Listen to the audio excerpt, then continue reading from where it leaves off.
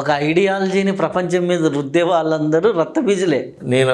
మీరు అనవసరంగా నన్ను కాంట్రవర్సీలో రాగద్దు. శాస్త్రం లక్షణం చెప్తున్నాను అది. నేను లక్షణ పరంగానే చెబుతున్నా. అవును, ఒక ఐడియాలజీని బలవంతంగా రుద్దే వాళ్ళు ఉంటారు కదా, ఇది ఇది ఇది ఇది అంటే మతపరంగా కావచ్చు, ఎట్లయినా మీరు ఐడియాలజీ అనండి, ద్వేషం అనండి, పగ అనండి, అసూయ అనండి, ఏదైనా అనండి.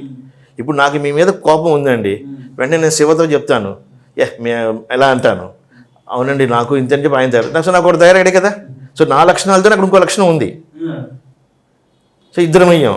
ఈ శివ ఇట్లా బయట ఇంకోటి చెప్తాడు, వాళ్ళు ఇంకోటి తయారవుతారు. ఇట్లా ఏమవుతుంది, నాలో ఉండేది నలుగురికి నేను పంచిపెట్టి అదే లక్షణాలతో పుట్టిస్తాను నేను. సో ఇది రక్తబీజ లక్షణం. సో అటువంటి నేను చెడును ప్రోపగండా చేయకుండా, మళ్ళీ నా ద్వారా ఇంకో చెడు పుట్టకుండా నాలో ఉండే రాక్షసుని చంపమని చెప్పి అమ్మవారిని కోరుకుని రక్తబీజుడు అక్కడ.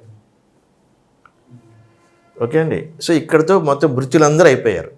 ఇంకా మిగిలిన వాళ్ళు ఇద్దరు శుంభనిశంభులు, 7 అయిపోయారు ఇప్పటికి. ఇంకా శుంభనిశంభులు మిగిలారు. వీళ్ళెవరు? వీళ్ళకి ప్రతిదీ అత్యాశ, దురాశ, అహంకారంతో ఉండేవాళ్ళు. ఏదైనా నా దగ్గరే ఉండాలి, ఎవరైనా నా దగ్గరే ఉండాలి అనేవాళ్ళు.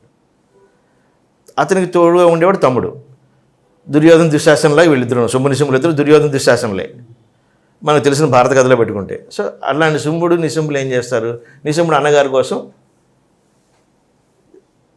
ఏదైనా సరే అండి అక్కడ అంటే ఏమంటే గుడ్డిగా అవతల వాడు చేసే తప్పుని తప్పు అని చెప్పకుండా ఉండి వాడిని ఫాలో అవ్వడం అనే లక్షణం ఒకటి మనలో ఉంది కదా. ఇప్పుడు ఎగ్జాంపుల్ ఎట్లా అంటే, ఒకడి మీద కోపం వచ్చి ఒకడు కొడుతున్నాడు, నలుగురు వెళ్ళి కొట్టేస్తారు. ఎందుకు కొడుతున్నారు కూడా ఉండదు అక్కడ. నలుగురు కలిసి వాడిని కొట్టేస్తారు. ఎందుకు కొడుతున్నారు, తర్వాత ఏమో వాడు కొట్టే నేను కొట్టాను అంతే. ఇది మీరు చిన్నపిల్లల స్కూల్లో చూడొచ్చు, ఇప్పుడు బయట పబ్లిక్గా చూస్తున్నాం మనం ఇది. సో ఇట్లాంటి నిశుంభులు అనేవాడు తమ్ముడు అనమాట.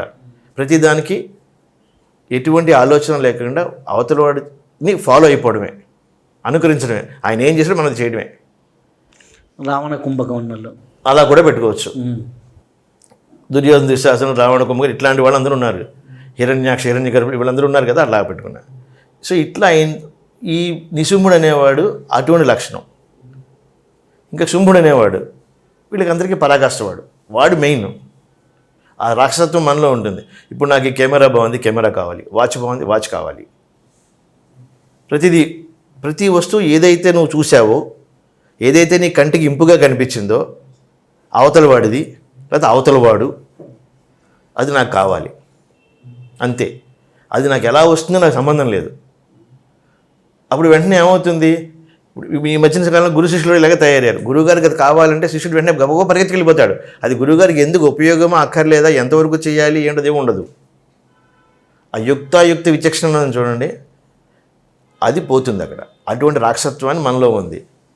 సో దాన్ని కూడా హరించమని చెప్పి మనం అమ్మవారిని కోరుకోవడంతో ఈ 9 రాక్షసులు ఎవరైతే ఉన్నారో వీళ్ళు మధుకైటభ, మహిషాసుర, చండముండ, తర్వాత ధూమ్రోచన, రక్తబీజ, నిశుంభ, శుంభులు.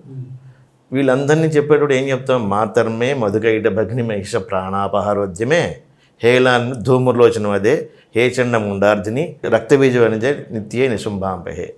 9 రాక్షసుని ఎలా చంపి మమ్మల్ని రక్షించు అని చెప్పండి. వీళ్ళు ఎవరు ఎక్కడో లేరు, నాలోనే ఉన్నారు, నాతోనే ఉన్నారు, నా చుట్టూ ఉన్నారు, నాకు ఒక వలయంగా ఉన్నారు వీళ్ళు. అంటే ఈ లక్షణాలన్నీ నాకు ఒక చుట్టూ ఉన్నాయి, నాకు హోరాగా ఉన్నాయి. వీటిని అన్నింటినీ ఛేదించి దుర్గార్తి సమయంలో దుర్గమ ఛేదిని అంటారు. అటువంటి దుర్గాన్ని నువ్వు పగలగొట్టి నాకు లోపలికి రావమ్మ తల్లి అని ప్రార్థన చేయడమే ఇక్కడ సప్తసతి యొక్క అంతరార్థం.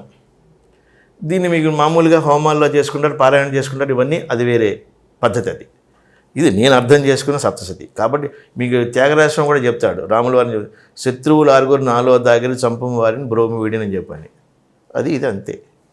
అక్కడ ఆయన 6 చెప్పాడు, ఇక్కడ నేను 9 చెప్తున్నా అంతే. ఇది సప్తసతి యొక్క మెయిన్ సారాంశం. ఇది రాక్షస వధ గురించి చెప్తే దాంట్లో మీరు చెప్తారు ఎంతమంది రాక్షసులను చంపింది, ఇన్ని ఆయుధాలను. ఇన్ని ఆయుధాలు అంటే ఒక్కొక్క ఆయుధానికి ఒక్కొక్క లక్షణం, ఒక్కొక్క తత్వం ఉంది. ఆ తత్వం ద్వారా ఆ తత్వాన్ని మనకి లోపలికి పంపించి మనలో ఉండి రాక్షసుని చంపడం కోసం చేసే పద్ధతే ఈ చండీ సప్తసతి అనేది. ఇప్పటి వరకు నాకు చండీ అంటే ఏదో శత్రు నాశనం కోసం, లేకపోతే మనల్ని రక్షించడం కోసం, మన మీద ఏదో నెగిటివ్ ఎనర్జీ వస్తే తీసేయడం కోసం ఇటువంటి భావన ఉంది నాకు. కానీ చండీకి కొత్త కోణంలో ఈరోజు నేర్చుకున్నాను. అయితే చండీ మనలో ఉన్నటువంటి కోరికల్ని వీటన్నిటిని బ్యాలెన్స్ చేసి, అలాగే మనలో ఉన్నటువంటి ఆలోచన దృక్పథాన్ని బ్యాలెన్స్ చేసి సమస్థితిలోకి తీసుకొచ్చి మనల్ని ముందుకు నడిపిస్తుందనే విషయం తెలుసు. కానీ ఈ కోణంలో నాకు కూడా తెలియదు. అయితే ఈ చండీ పారాయణ చేసేవాళ్ళు ఒక పక్క ఉన్నారు, చండీ హోమం చేసేవాళ్ళు ఉన్నారు. చండీ పారాయణకి చండీ హోమానికి ఏది అంటే ఎక్కువ ఫలితం వస్తుంది, ఏది ఎలా? రెండు కలిపే చేయాలి. ఇప్పుడు మీకు నేను ఇందాక జప హోమ తర్పణ అని చెప్పాను కదా. పారాయణ అనేది జపంలోకి వస్తుంది, హోమం అనేది దాని అంగంలో వస్తుంది. సో పారాయణ అనేది ఎప్పుడు మీకు ఎట్లా దశనాంశ హోమం అంటారు. సో ఒక హోమం చెయ్యాలి అంటే 10 పారాయణలు చేయాలి. సో పారాయణ సపరేటు, హోమం సపరేటు కాదు. ఏదో నేను 50 పారాయణలు చేశానంటే దాని తగ్గట్టు హోమం చేయాలి. కానీ నమ్మకమైన వాళ్ళు, నమ్మకంతో ఉన్నవాళ్ళు గ్యారంటీగా 10 పారాయణలు చేసుకుంటే మాకు సరిపోతుందేమో చేసుకుంటారు. బట్ కానీ ఎప్పుడైతే పారాయణ చేశారో దానికి అంగంగా హోమం కూడా జరగాలి. రెండు కలిసే ఉంటాయి. ఇది జప పంచాంగం అన్నప్పుడు పారాయణ అనేది ఒక జపం. ఇప్పుడు దీంట్లో మీరు ఇందాక చెప్పారే కామ్యసిద్ధి వాళ్ళు ఇచ్చేస్తారని, కామ్య ప్రయోగాలుగా దాన్ని వాడతారు. ముందు నీ కామ్యం నెరవేరకుండా అవతల కామ్యం కోసం నువ్వు వెళ్ళావు అంటే అర్థం ఏంటి? నువ్వు అంతరార్థం తెలుసుకుని ముందు నాతో పాటు అది కూడా జరగకుండా చూసుకోమని చెప్పడానికి చండీ పారాయణ చెప్తారు. చండీ పారాయణలో ఉండే రాక్షసుల వధలు ఇవన్నీ చెప్పిన తర్వాత చాలా స్తోత్రాలు ఉన్నాయి. దాంట్లో ముఖ్యంగా 4 స్తోత్రాలు ఉన్నాయి. ఈ 4 స్తోత్రాలు చదువుకుంటే చాలా పారాయణ అక్కర్లేదు. ఆ స్తోత్రాలు ఏమిటంటే అర్థం, నా ఇటువంటివన్నీ తగ్గించి తల్లి అని చెప్పడం కోసం ఆ స్తోత్రాలు. అది ఒక్కొక్కళ్ళు ఒక్కొక్క రకంగా చేశారు. అది బ్రహ్మ చేశాడు, ఇంద్రుడు చేశాడు, విష్ణువు చేశాడు, దేవతలు చేశారు. సో వాళ్ళందరూ స్తోత్రాలు చేశారమ్మ. సో దాన్ని స్తోత్ర చతుష్టయం అంటారు. అది మధ్య మధ్యలో ఒక్కొక్క అధ్యాయంలో వస్తూ ఉంటాయి. సో ఆ స్తోత్రాలు చేసుకుంటూ దాని పేరు ఏమంటే పారాయణ చేసుకోవడం చాలా ఉపయోగంగా ఉంటుంది. కామ్య ప్రయోగాలు కూడా దీంట్లో ఉన్నాయి, లేకపోలేదు. ఇప్పుడు చండీ మీరు చెప్పినట్టుగా చండీ హోమం అనగానే కామ్య ప్రయోగాలు చాలా రకాలుగా చేసుకుంటారు. దీన్ని సంపుటీకరణం అంటారు, యోజనం అంటారు, పల్లవం అంటారు, అనేక రకాలుగా దాన్ని జోడించి చేసుకుంటూ ఉంటారు. వాళ్ళ కామ్య ప్రయోగాల కోసం. మీరు ఇందాక చెప్పారే శత్రు నాశనం కోసం, ఏదో జయం కోసం ఏదో చెప్తున్నారు మీరు. అన్నీ వాటన్నిటికీ కూడా కొంతమంది చెప్తారు, చేసుకుంటారు. అది ఉంది, అది లేదని నేను చెప్పడం లేదు. కొంతమంది పెళ్లి కావాల్సిన వాళ్ళు చేసుకుంటారు, కొంతమంది ఉద్యోగం కోసం చేసుకుంటారు. పత్ని మనోరమాదేవి మనోవృత్తానుసారిని నా అనుకున్నట్టుగా నడిచే పిల్ల కావాలి అని చెప్పి పారాయణ చేసి పెళ్లి చేసుకున్న వాళ్ళు ఉన్నారు. అందుకోసం అన్ని రకాలు ఉన్నాయి, కామ్య ప్రయోగాలు చాలా ఉన్నాయి దీంట్లో. ఓహో, మనకి నచ్చిన అంటే మనకు అనుకూలమైన వైఫ్ రావడానికి కూడా చేసుకోవచ్చు. అటువంటి భార్య వచ్చి నన్ను ఈ సంసార సాగరం నుంచి నన్ను రక్షించి తల్లి అని చెప్పుకోవడం కోసం, అటువంటి భార్య నువ్వు నేను ఇటువంటి సాగరాన్ని దాటించు అని చెప్పని.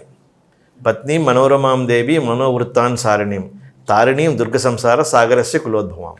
అయితే మీరు ఇందనక 4 స్తోత్రాలు అన్నారు. దాంట్లో కీలకము, అర్గల స్తోత్రము, అలా కవచము, అవి కాదు. కవచ అర్గల కీలకాలు వేరు, ఈ స్తోత్ర చతుష్టయం వేరు. మొదటి చరిత్రలో మొదటి అధ్యాయంలో బ్రహ్మ స్తోత్రం చేస్తాడు అమ్మవారిని. ఇందాక మీకు చెప్పాను మాయ కమ్మితే ఎలా ఉంటాడు, అందుకోసం ఆ మాయ తొలగించి తల్లి అని చెప్పని బ్రహ్మ విష్ణుమూర్తికి స్తోత్రం చేస్తాడు. అమ్మవారిని తలుచుకుంటూ మాయాదేవిగా నిద్రాదేవిగా తలుచుకుంటూ ఆమె స్తోత్రం చేసేది బ్రహ్మస్థుతి. అది మొదటి చరిత్రలో ఉంటుంది. మూడో చరిత్ర అయిపోయిన తర్వాత మహిషాసుర వధ అని చెప్పేది అంతా అయిపోయిన తర్వాత మనలో ఉండే ఇవన్నీ పోయిన తర్వాత ఇంద్రుడు అమ్మవారిని స్తుతిస్తాడు. అది చక్రాది స్తుతి అంటారు.